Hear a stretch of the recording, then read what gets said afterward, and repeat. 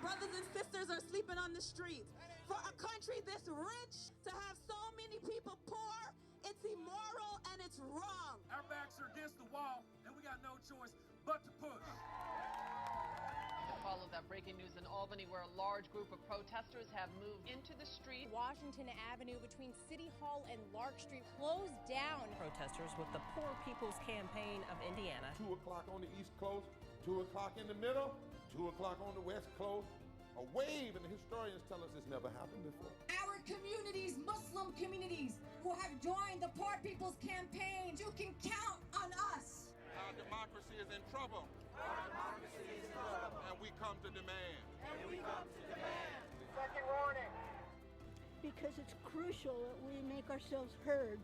No one is listening. We write letters, we make calls. No one is listening. So we gotta find a way to make ourselves heard.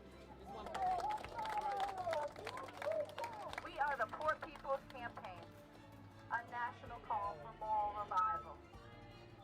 And we are here. We are poor. We are clergy. And we're here to say to our nation's capital and to the highest court in this land that everybody has a right to live. Everybody has a right to learn. Everybody has a right to love. Everybody has a right to living wages. Everybody has a right to vote. Everybody has a right to thrive in this society. Everybody say, I! I believe that we will win. I believe that we will win. Freedom fighter, and he taught us how to fight. The poor and their clergy. We read Article 6 of the Kentucky State Constitution that says we have a right to free assembly. We are demanding that we stop the war on our poor. There will be a movement that will break through the con and bring people together to save the heart and the soul of this democracy and this world.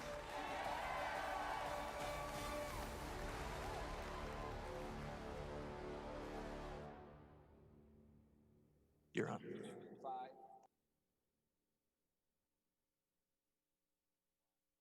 Brothers and sisters, I'm certainly glad to be with you via technology this morning. I wish I could have been with you physically.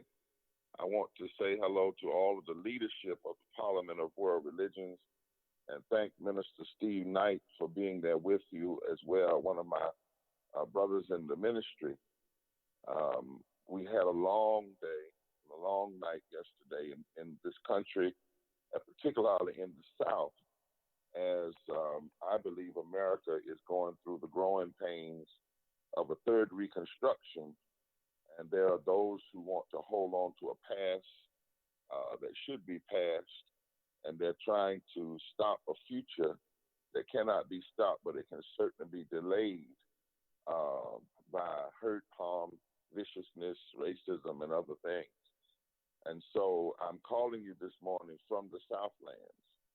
I'm calling you this morning from North Carolina, where we had to battle for more than 6 years and watch extremist politicians spend more than $6 million of our own tax dollars to immorally block health care, block living wages, try to suppress the right to vote in America today,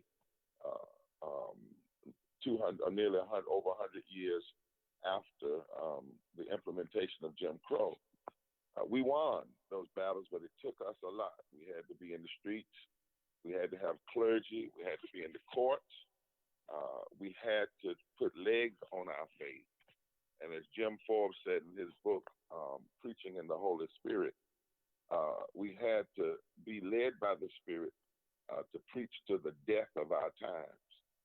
I only have a few minutes this morning like this, so I want to say some things that I believe are critical in this moment, particularly for all of us around the world, people of faith. And I greet all of you in the various faith traditions. traditions that are in the room. I really believe that people of faith in this moment in the world must challenge, number one, the rise of strong men and, if necessary, strong women who are leading about 1/4 of the world's countries now by using division, anti-immigrant, and neo-fascist rhetoric, policies, and fear. This is something going on around the world. A lot of it is fueled by white hegemony. And I believe that people of faith cannot ignore it. Right here in America, we've seen it used, not recently, and none of this stuff is recently. It has deep seeds, audiences that have been cultivated for years and years. In America, we had an audience that's been cultivated and allowed someone to become president of the United States without winning the popular vote, who ran on division, who ran on racism, who ran on hatred, who ran on greed, who ran on anti-immigrant and nationalist and neo-fascist kinds of ideas. And we have clergy in this country who are endorsing, supporting, trying to consecrate. And it's happening across the country. I was in Liverpool, and people were telling me how it was happening in Italy and other places around the world. And it's going to require, I believe, that people of faith religiously to stand up and challenge it, not just in one letter or one rally or one prayer, but consistently as being contrary to faith and contrary to our deepest moral values. We are going to have to stand up and take on those who would go in and pray, P-R-A-Y, for these leaders who are praying, P-R-E-Y-I-N-G, on the least of these and using race and division and immigrant hatred and neo-fascism to do it. Secondly, people of faith must be engaged in opening up voting around the world and standing against the suppression of voting and people, everyday people, having the power to shape their governments. Even last night in America, in the U.S., we witnessed what the expanding of the electorate can do. We saw some tremendous things happen. The number of women that were elected for the first time, a Native American in the House of Representatives. We saw a number of things happen. We saw states stand up and vote for living wages on their ballots in America. But we also saw what voter suppression can do. We saw how voter suppression blocked 3 African Americans in 3 southern states and how racism was used to get people to vote against their own self-interest. And so it's happening not just here, but around the country. Democracy is being challenged, and more importantly, the free expression of the franchise to vote. And the reason why I want to bring that up here is because for me, voting is not a Democrat issue, a Republican issue, or a left issue, or a right issue, a conservative issue, or liberal. It is a theological issue. Because whenever there is this right to vote, we only give the right to vote to people, to citizens of various countries, which means anybody in any country from America to the UK or wherever it is, if someone suppresses the right to vote, that means they're suppressing one's humanity. That in an essence, they're saying that that certain people are not made in the quote image of God, and therefore they can be denied the right to participate in shaping their government. So for me, voting is a very theological issue. It's a very theological issue. And we as people of faith have to challenge and fight for persons all over the world, particularly the poor and low wealth persons, to have full access to the ballot with no suppression. Thirdly, I believe there are 5 interlocking injustices we must challenge with a moral critique. Politics alone is not going to do it. Politicians are not going to do it. Just doing it during elections are not going to do it. Those 5 issues are systemic racism. And when I talk about systemic racism in the United States, around the world, I'm not talking merely about people who call people racist names, but the policies, whether in Brazil or in America, the policies of systemic racism, policies that are passed and designed to particularly hurt people based on their race. We must be engaged in challenging that. We must be engaged in challenging systemic poverty. The billions of people around this world that are poor, in a world that has plenty, in a world that has enough, we can never stop and challenging systemic poverty. And we must challenge it again, not just with a word or a memo, but we must be engaged in organizing the poor, to work with the poor, not for the poor. We must challenge ecological devastation and what's happening to our world, or what's happening when people are poisoning the land, the air, and the sea, and the way in which that is happening around the world. We must challenge and stand together against the interlocking injustices of the war economy around the world, and militarism, and constant wars that are going on, particularly the wars that are happening primarily in Black and brown countries, and led by other more wealthy countries that are really about nothing but more money and more greed and more oil. And we have to challenge what we call religious nationalism, this kind of religiosity that is used by persons to consecrate injustice. And we must understand that these 5 interlocking injustices are just that. We can't deal with them separately. We need to challenge them as interlocking injustices, which are contrary to the basis of faith that almost every one of our religious traditions hold. That is love and justice and truth and caring for the least of these. And we must work at building across the world a movement of impacted poor people, wealthy people with a conscience, religious leaders and advocates. Let me say that again. Poor people, impacted, wealthy people with a conscience, religious leaders and advocates. We must do this work with the poor as religious leaders, not for them, but with the poor, putting a face on the fact of who's being impacted.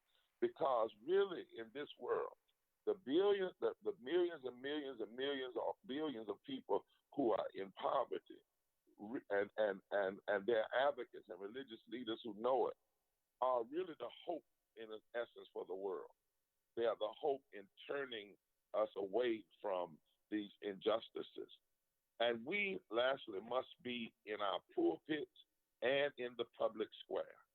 In our pulpits and in the public square, in our synagogues and in the streets, in our churches and on the corners, we must be there. We must be out in the churches and in the community. We must move not only in our temples and declare truth, but we must declare that truth right in the midst of the people, in the halls of power.